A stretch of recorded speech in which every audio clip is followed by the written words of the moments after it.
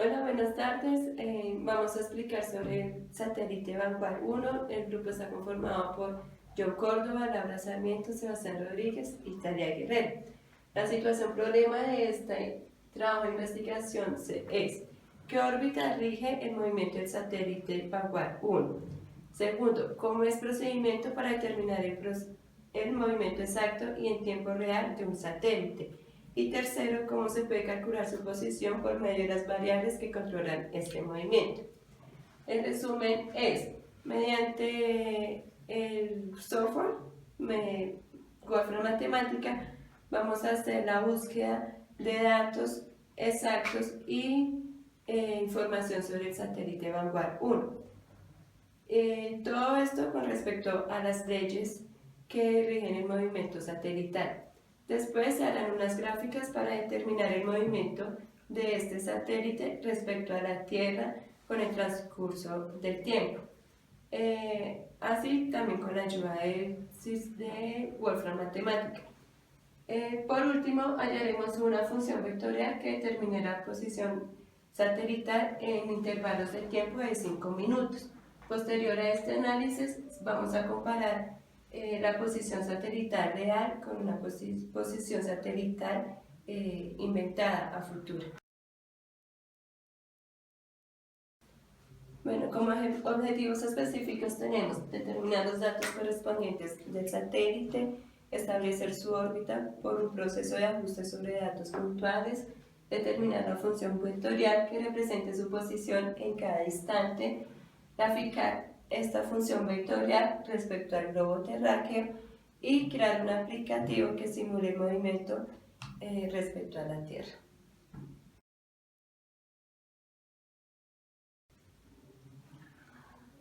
Bueno, el Vanguard 1 es uno de los satélites, fue el primer satélite con energía solar lanzado el 17 de marzo de 1958, exactamente el día de San Patricio, con fines investigativos.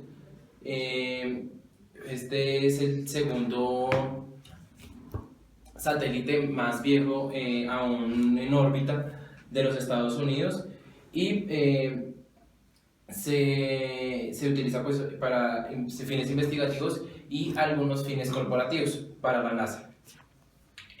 El Vanguard 1 tiene un peso de 405 libras, 184 kilogramos.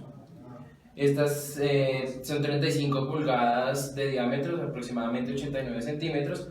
La presión de la esfera es inoxidable y fue lanzado después, en 1963, el 3 de abril. Ya más enfático al tema de cálculo vectorial y los satélites según las leyes de Kepler. Entonces, la primera ley de Kepler nos dice que los planetas describen órbitas elípticas estando el Sol en uno de sus focos. Entonces, tiene como centro el Sol y los planetas giran en una manera elíptica, lo cual se comprueba nuevamente con el movimiento de los satélites. La segunda ley nos habla sobre el vector de posición de cualquier planeta con respecto al Sol, que barre áreas iguales. Entonces, aquí podemos ver que las áreas que barre son exactamente iguales en cualquier foco del Sol. En el área 1, estas son 30 días, lo mismo en el área 2, que son 30 días.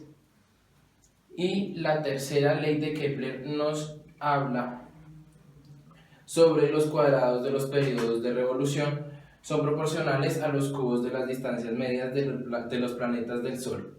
Entonces, nuevamente, aquí está la otra figura que nos explica dicha ley. Entonces, aquí vemos que la distancia media es la distancia desde el centro del Sol al centro de la Tierra, es proporcional a la distancia que recorre la Tierra alrededor del Sol.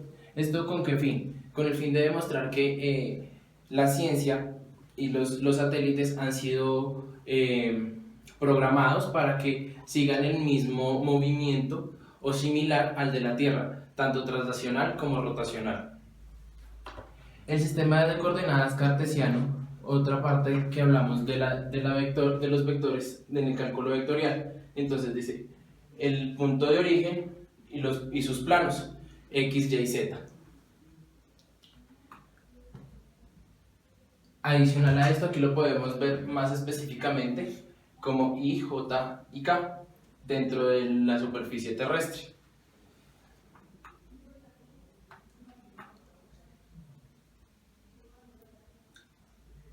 Ahora bien, aquí en esta imagen podemos ver cómo las diferentes figuras que en cálculo hemos visto, como la hipérbola, la parábola, la elipse y la circunferencia, se muestran en el movimiento de la Tierra.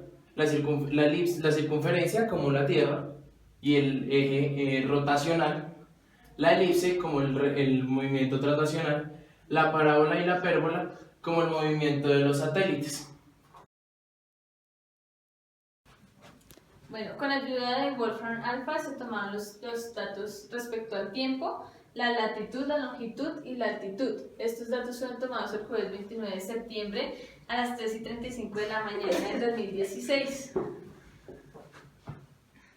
Entonces, respecto a la tabla que se veía anteriormente, entonces graficamos T versus latitud.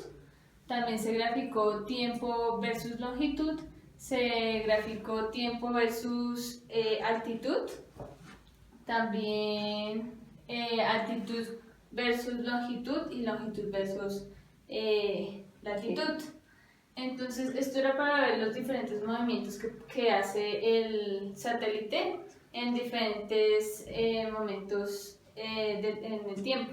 Entonces, esto nos permitía ver si era un movimiento senoidal, si giraba en torno a la Tierra. Esto nos permitió ver que el satélite gira solamente en la mitad de la Tierra, o sea, no va y gira, hace un movimiento rotacional por toda la Tierra, sino simplemente por la mitad.